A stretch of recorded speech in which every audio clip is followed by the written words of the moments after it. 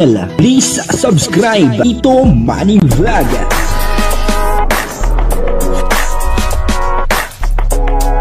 Payagan po si Tito Manny Vlog na mag-reactor para pambiling gamot sa kanya pong karamdaman. Wala masyadong records ng ng away. Kalingap Rob, nagdidis na tungkol po doon sa mga love team at may mga pagbabago na mangyayari. Papanoorin po natin yung video at syempre bibigyan po natin ng konting reaction. Pero bago po yan, ako muna po ay bumabati sa inyo lahat ng magandang umaga, magandang tanghali at magandang gabi sa inyo lahat mga kapatid.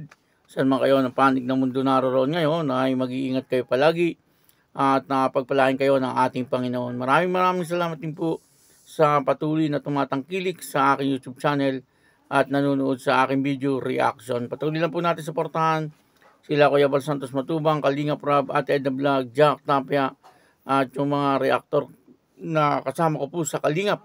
Ganun din po yung mga charity vlogger na Kalingap partner. Ito po yung video na kung saan ay nagsalita na si Kalingap Rob at nagdisum po siya tungkol po doon sa love team at para bang may mga pagbabago na mangyayari.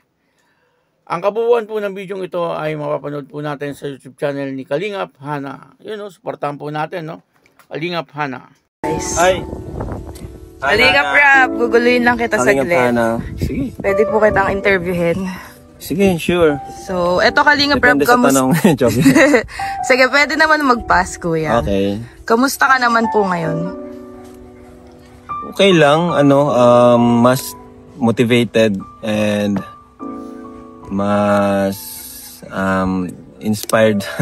Kasi yan nga, pag may mga talaga mga critics, lalo akong mas ginaganahan mas ginaganahan pa. At yun, masaya kasi dumadami tayo sa Team Kalingap and ako naman hanggat ramdam ko yung suporta sa akin, walang problema, tuloy-tuloy lang. So kuya, kamusta naman ang banding mo with Kalingap Angels? May mga nagbago ba? Masaya ako kasi mas naging close ko sila, mga Kalingap Angels. Lalo na itong mga nakaraan, yung sinasama ko sila lahat. Mas okay din pala yung ganun kasi mas nakikilala ko sila. Unlike before na medyo may pagbabago kasi sa content ko. Dati baga, isa-isa ko sila minablog. Ngayon halos sabay-sabay na minsan sa isang vlog, ang dami kong beneficiary na binibigyan. Yung iba kasi, bawat sama niyan, may binibigay ako dyan. Yung iba, di ko lang talaga pinapakita na sa vlog. Basta bawat kita nyo sa camera, mayroon po akong binibigay sa kanila. Yun po yung ko dyan. Yun yung tulong ko sa kanila. Yes. So, at the same time, nag-enjoy sila sa pagsama sa atin. Oo nga po eh. Tsaka mas nagiging close sila lahat, kuya. Hindi lang sa pag may event. Tama.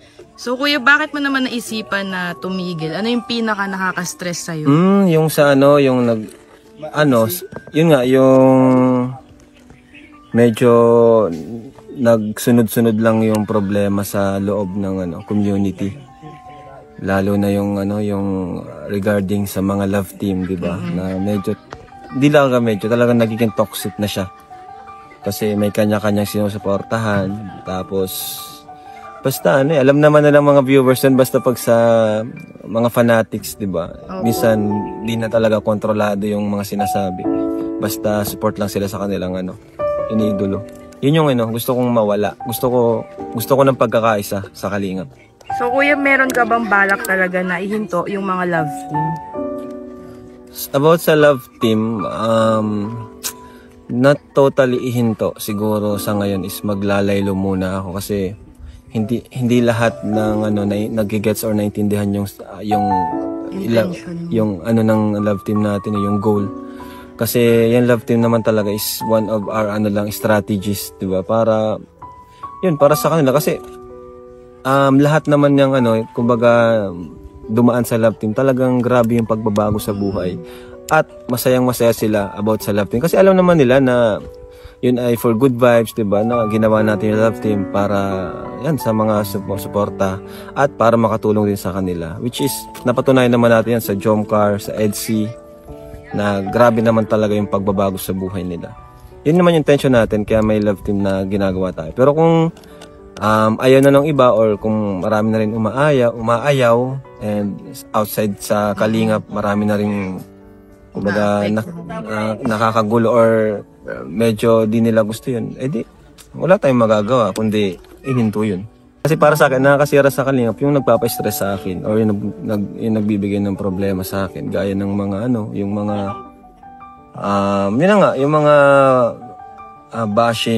bashing sa bawat love team, mga sinusuportahan, yung pagkakawatak-watak ng sinusuportahan. Tapos, yung mga fake pages, mga reactors na hindi naman talaga tama yung ginagawa, kumbaga napupunumot ng bashing lalo. Yun yung talaga nakaka-stress sa Kalingap. Yung po, no, dito po sa video ay nagsalita na po etong si Kalingap Rab, at nag-decision na po siya tungkol sa love team. Sabi niya, hindi naman daw po niya ihinto itong love team. Maliwanag po yun, na sinabi niya po na hindi niya ihinto. Marami po ang nag-aagam-agam na baka daw po ihinto ni Kalingap Rab itong love team, kasi sa ngayon ay may mga baser, pailan-ilan lang naman ang nagsasabi na yun na nga, ayaw sa love team, yun naman pailan-ilan lang.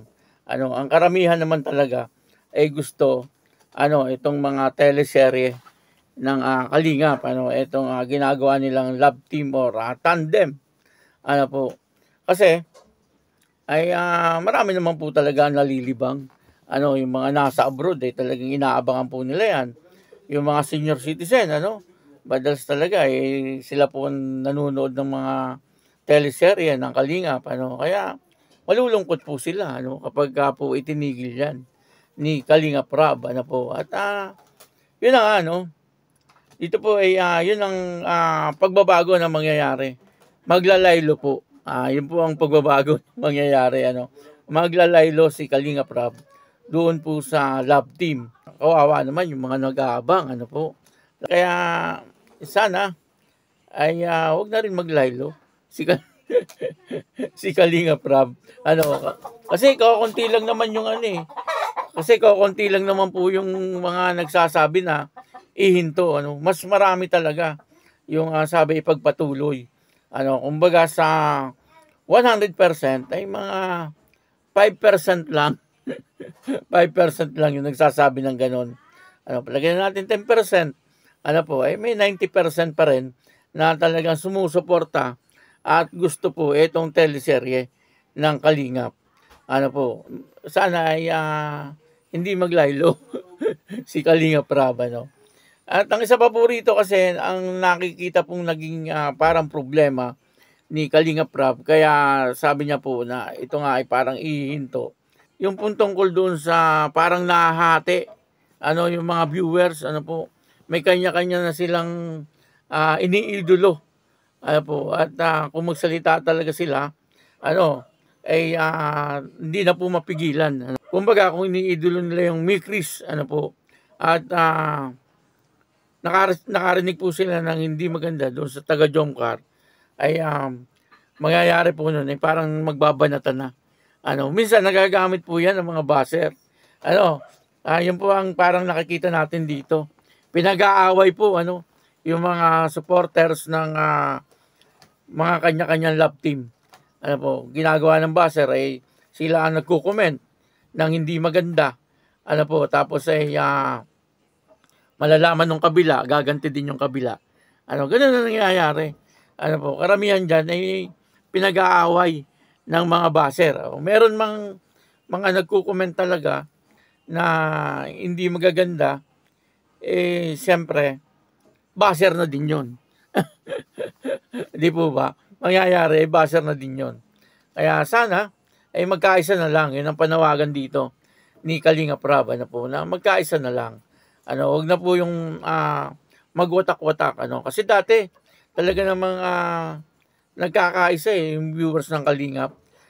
Solid yun dati, Pero ngayon parang nagkakawatak-watak dahil nga po sa love team, Kasi kanya-kanyang iniidolo yung mga viewers, Kaya sana, yun ang panawagan ni Kalingap Rab, ay bumalik sa dati na magkaisa na lang. Maganda yun, yung panawagan na yun ni Kalingap Rab, Kumbaga, suportahan natin yung Mikris, suportahan din natin yung Jomcar, at yung EDSI at yung iba pang mga love team, ay suportahan din po natin. Yun po ang maganda. Ano po. Kaya yun, ano, maraming salamat po sa inyo lahat. At ako po si Tito Manny Vlog na nagsasabing God bless you all. Diyos mabalos.